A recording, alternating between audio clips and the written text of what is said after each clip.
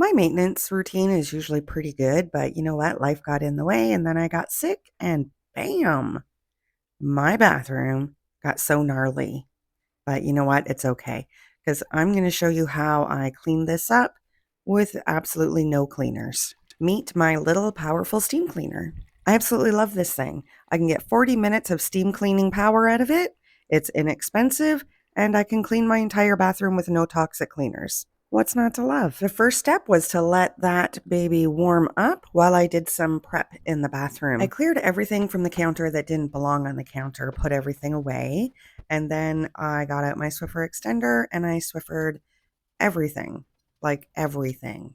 I did everything from high to low, the light fixture, the mirror, the sink, the counter, everything. Because you don't want to be pushing around steamy, wet dust. That's not fun. After that, I cleared everything off the floor and got it ready for a good thorough vacuuming, which was next. You want to make sure you're very thorough. I even vacuumed inside my shower. Make sure you get all of the hair.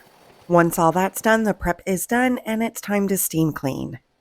I'm starting with the toilet and I'm using the straight nozzle and then attaching the little jet nozzle. It's like a little curved jet nozzle that will get into the nooks and crannies and cracks, and also, of course, underneath the rim of your toilet. When you're cleaning, you're probably used to cleaning from high to low. That's usually the way it's done. But when you're steam cleaning, you want to take care of all the nooks and crannies first because you never know what you're going to blow out from in there. The gunk from under the rim never gets old for me.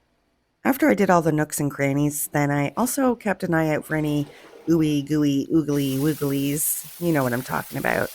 I made sure I steam cleaned and zapped the crap out of that stuff before I went back through with the fabric attachment, which is great for covering more area quickly. I just wrapped a cloth around it with an elastic and then went over the entire toilet again and gave it a sanitize. You'll notice while I'm steam cleaning, I come back through with a dry microfiber cloth and dry everything because I don't want everything dripping all over the place. I think I went through about maybe 4 or 5 microfiber cloths total. And 3 of those were probably on the toilet because, of course, you don't want to reuse anything that you used on your toilet. Now here you're seeing me spray some cleaner inside the toilet. I know I said that there's no cleaner involved, but I wanted to make sure it was getting cleaned below the water level. You could, of course, turn the water off on your toilet and flush it, and then just do a complete steam clean from there, but I just didn't want to do that. Now that the toilet's done, we're going to move on to the shower. So make sure you remove everything from the shower before you start to steam clean. Like the toilet, I'm starting with all the detailed work first. So I'm doing the chrome here so that when I'm blasting it with steam, it's not dripping down nice clean tile. I'm doing the inside of the shower with the floor piece, and the floor piece that comes with this steam cleaner is actually pretty amazing because it actually has brush bristles, which is great for getting in the grout. Another added bonus to it is for those of you that might have mobility issues, it's a nice long handle so you can get up high and down low with minimal bending. After I used the brush, I did go back through with the floor piece again with the floor pad on, and that just makes it so that the tile comes out nice and shiny. And, you know, one more swing around the rosy just to make sure it's good and clean. Before I moved on from the shower, I just needed to take care of these shower caddies, and again the steam cleaner made short work of it. I was done these in just a matter of minutes. Next up, I used the fabric attachment with the squeegee for the mirror, and you know what, I could have done this all day. This was very gratifying. I don't know what it was about the steam dancing across the mirror that I just loved.